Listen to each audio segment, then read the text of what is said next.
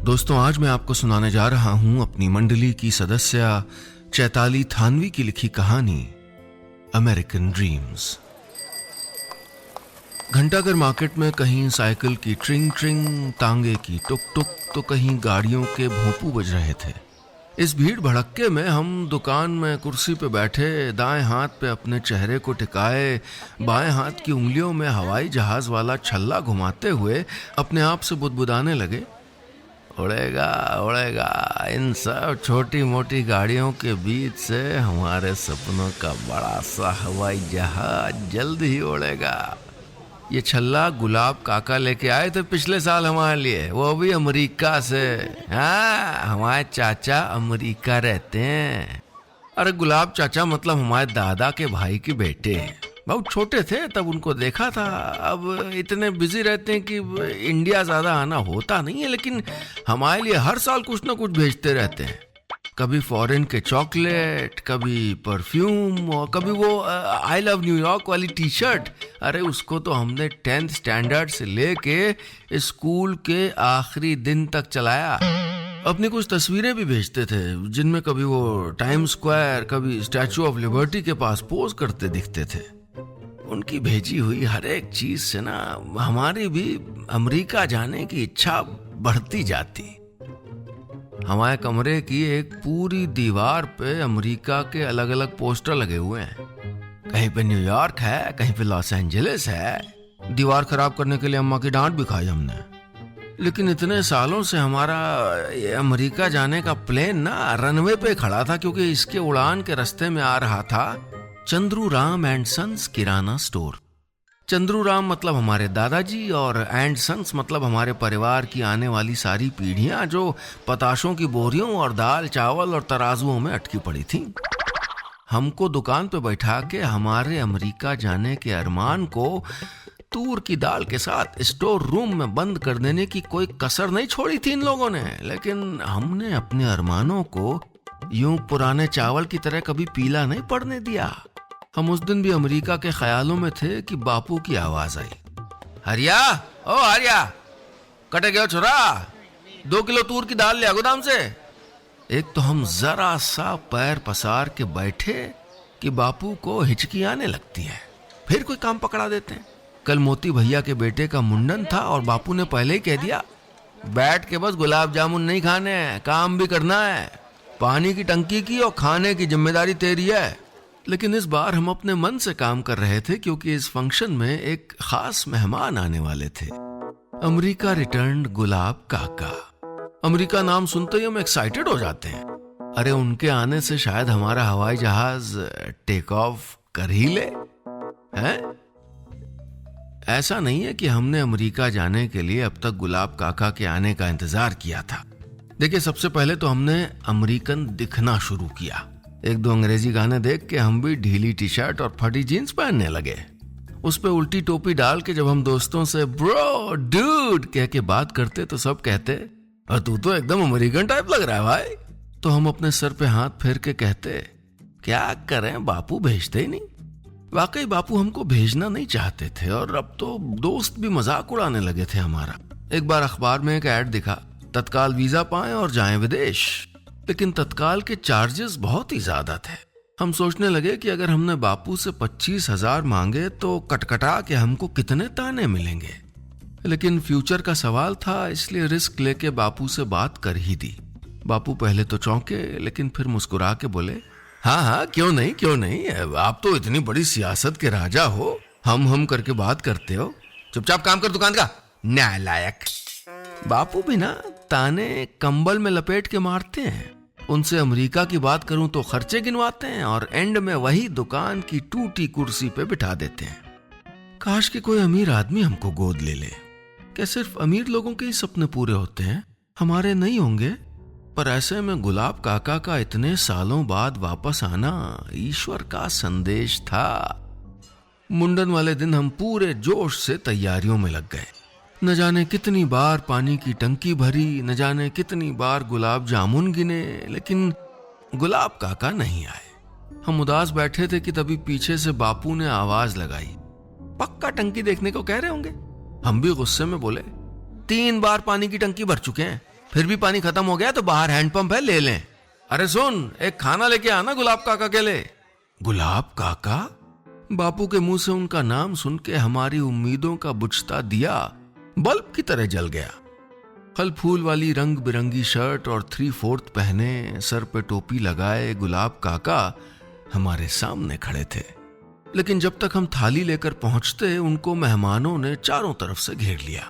भीड़ को चीरते हुए हम उनके पास आए तो थाली लेते हुए वो बोले, अरे तुम वो नहीं लाए, वो राउंड राउंड?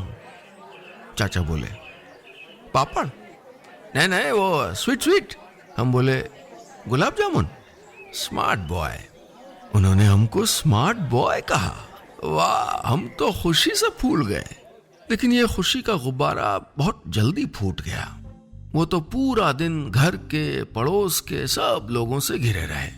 अरे बात क्या, इंट्रो भी नहीं कराया हमारे बापू ने। इसी तरह से चलता रहा तो हम अमेरिका क्या, अजमेर भी नहीं जा पाएंगे।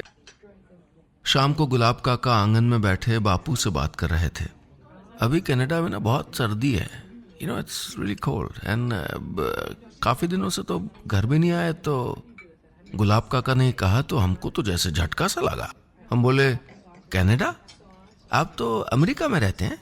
अमेरिका नहीं, यूएस, इट्स शॉर्ट। फिलहाल काम के सिलसिले में वहीं था। धत तेरे की, हो गया पचका। उनके सामने यूएस को अमेरिका बोल दिया। कोई बात नहीं, उनको इम्प्रेस करने के लिए अगले दिन हमने उनको पूरे जोधपुर की सैर करवाने की सोची।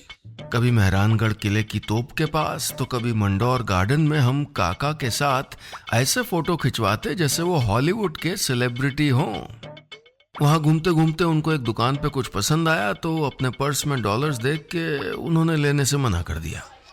अब शिष्टाचार दिखाते हुए हमने पैसे देने को कहा तो वो बोले, पर तू छोटा है, चल दे दे, बाद में डॉलर्स एक्सचेंज करवा के दे दूंगा तुझे।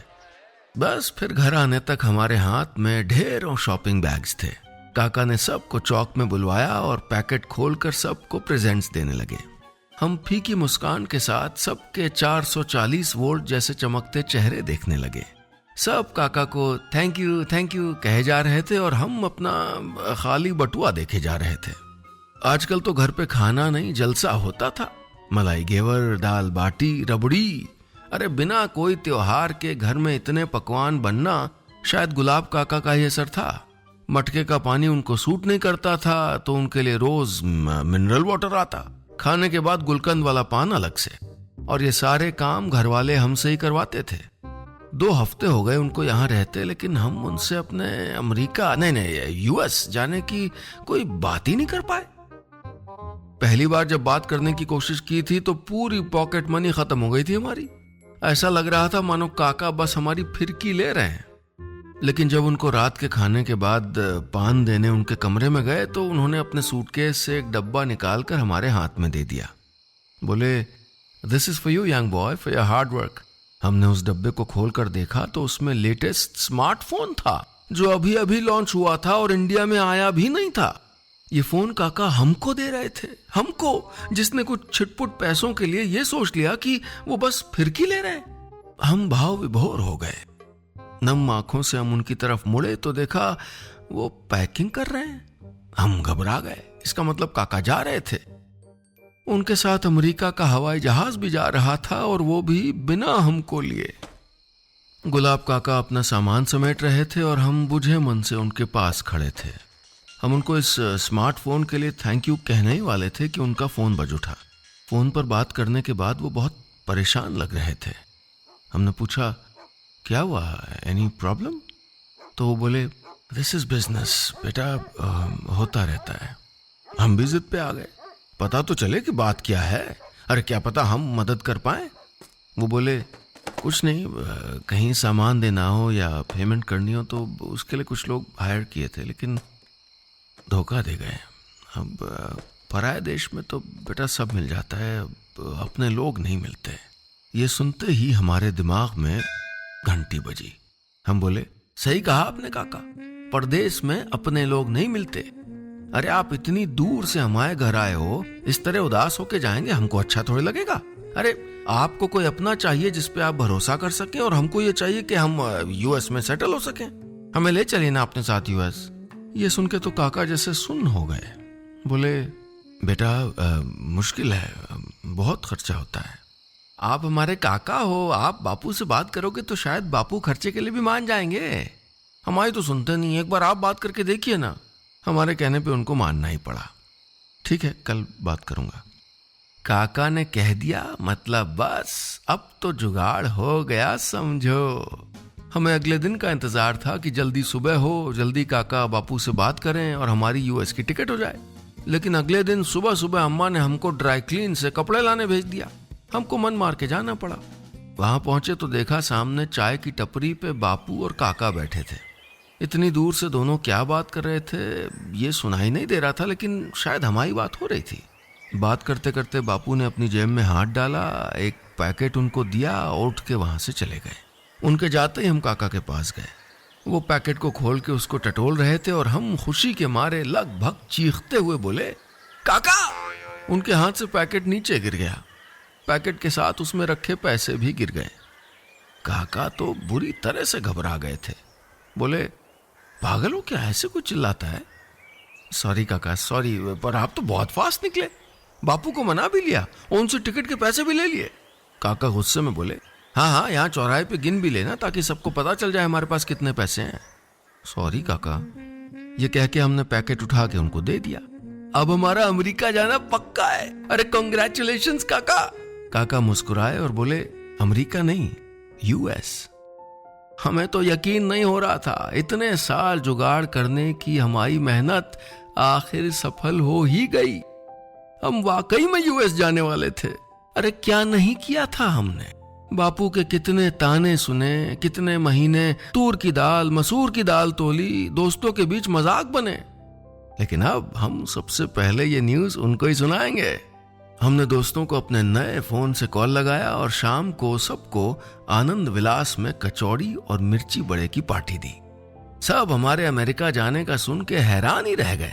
फिर हमने पूरे स्टाइल के साथ नया स्मार्टफोन निकाला और उसमें सेल्फी खींचने लगे। ये देखो तो, और ये तो अभी इंडिया में आया ही नहीं है। हमारा दोस्त राहुल बोला तो हम मुस्कुरा दिए। गुलाब काका लाए हमारे लिए। अब जहाँ रहना है वहां की चीजों की आदत हो जाए तो अच्छा है ना। राहुल ध्यान से उस फोन को देखने लगा, फिर हंसते हुए बोला, तो तू चोर बाजार में रहेगा क्या? चोर बाजार? राहुल ने फोन वापस पकड़ाते हुए कहा, हाँ भाई, वहीं मिलते हैं ये नकली मॉडल वाले फोन। तेरे काका भी वहीं से लाए हैं। अरे चोर बाजार नहीं भैया, यूएस में रहते हैं काका। चाहे तो फोटो देख लो उनकी यूएस वाली। अच्छा, ले गया, अभी चेक कर लेते हैं, वो भी नकली निकलेंगी। हम यूएस जा रहे हैं ना, इसलिए हमसे जल रहा है। हमको बड़ा गुस्सा आया। अकड़ में उसी वक्त सारी तस्वीरें लेके आ गए और स्टूडियो में चेक करवाई। जब स्टूडियो वाले ने फैसला सुनाया तो हमारी सारी अकड़ धड़ाम से जमीन पे गिर पड़ी। वो तस्वीरें नकली थीं। वो फोन जब हम इलेक्ट्रॉनिक्स की दुकान में लेके गए तो उसने भी वही कहा जो स्टूडियो वाले ने कहा था। ये फोन भी नकली था। मतलब इतने साल गुलाब काका हमको धोखा देते रहे। वो फॉरेन की चॉकलेट, वो पेरिस का परफ्यूम, वो नया स्मार्टफोन और बापू के पैसे। अरे हाँ, उन्होंने तो बापू से पैसे भी ले लिए थे। हम उसी वक्त घर को निकल लिए। अरे कहीं काका पैसे लेके फुर्र ना हो जाएं। हमें घर आते आते रात हो गई। शुक्र है काका अब भी घर पे ही थे। वो खाना खा के जल्दी सो गए थे। अभी सही वक्त नहीं था। कल सुबह उठते ही हम काका की सच्चाई सबको बता देंगे। लेकिन तब तक हमको नींद कैसे आएगी? हम उस नकली स्मार्टफोन को हाथ में पकड़े गुस्से में अपने कमरे में इधर से उधर घूम रहे थे। कुछ घंटे और बीत गए। फिर रात के 12 बजे हमें नीचे दरवाजा खुलने की आवाज आई। हमने खिड़की से देखा, हाथ में सूटकेस लिए गुलाब काका चोरों की तरह चुपचाप घर से बाहर जा रहे थे। गुलाब काका को रात के 12 बजे अपना पूरा सामान लिए घर से निकलते देखकर हम फटाफट सीढ़ियों से उतरे और उनके पीछे पीछे निकल पड़े। भागते भागते आखिर हमने गुलाब काका को पकड़ लिया। उनका हाथ पकड़ के हम हांफते हुए बोले, नकली फोन, नकली फोन! आपको क्या लगा आप हमको बेवकूफ बना के चले जाएंगे? और बापू, कितना भरोसा किया आपको पैसे देके, वो उनको भी धोखा दे दिया। फ्रॉड हो आप, फ्रॉड! हमने सीधा उठाया फोन और बापू को कॉल लगा दिया।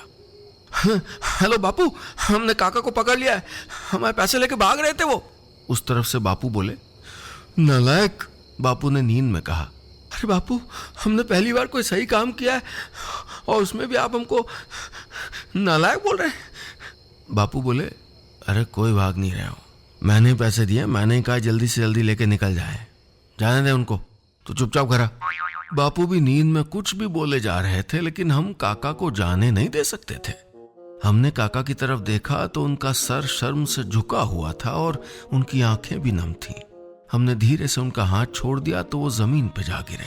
हम उनको उठाने आगे आए तो वो रोते हुए बोले, सॉरी बेटा, मैंने झूठ बोला, पर मैं फ्रॉड नहीं हूं, मैं इतना बुरा नहीं हूं कि अपने ही भाई को ठग लूं। बेटा, मैं भी तुम्हारी तरह यूएस जाना चाहता था, मैं गया भी यूएस, लेकिन सिर्फ एयरपोर्ट तक। एक एजेंट ने मुझसे सारे पैसे ऐंठ लिए और जुगाड़ से मुझको यूएस भेज दिया। एयरपोर्ट पे पहुंचते ही मुझको इंडिया वापस डिपोर्ट कर दिया गया। शर्म से किसी को बता भी नहीं पाया बेटा। अब भी सबकी नजरों में मैं एनआरआई हूं। उनकी स्टोरी सुनकर हमें बड़ा बुरा लगा। उन्होंने बताया कि उन पे काफी कर्ज हैं जिनको चुकाने के लिए बापू ने पैसे दे के उनकी मदद की थी। जिन लोगों से उन्होंने कर्जा लिया था वो लोग उनको ढूंढते हुए यहां भी आ गए थे। इससे पहले कि वो घर आके सबके सामने उनसे पैसे मांगते, बापू ने उनको यहां से जाने को कह दिया था। लेकिन फिर हमको क्यों बेवकूफ बनाया उन्होंने? जब हमने ये पूछा तो वो बोले, तुम पीछे ही पड़ गए थे बेटा, क्या करते। लेकिन एक बात सुन लो बेटा, कभी भी जुगाड़ के चक्कर में मत आना। उनकी बातें सुनकर बहुत बड़ा भ्रम टूटा हमारा। हमने सोच लिया था अब हम यूएस तो जाएंगे, लेकिन जुगाड़ या शॉर्टकट से नहीं, मेहनत करके जाएंगे, चाहे जितना भी टाइम लग जाए। हम काका को भोर की पहली किरण के साथ जाते हुए देख रहे थे। एक सवेरा वहां हुआ था और एक सवेरा यहां। बस इतनी सी थी ये कहानी।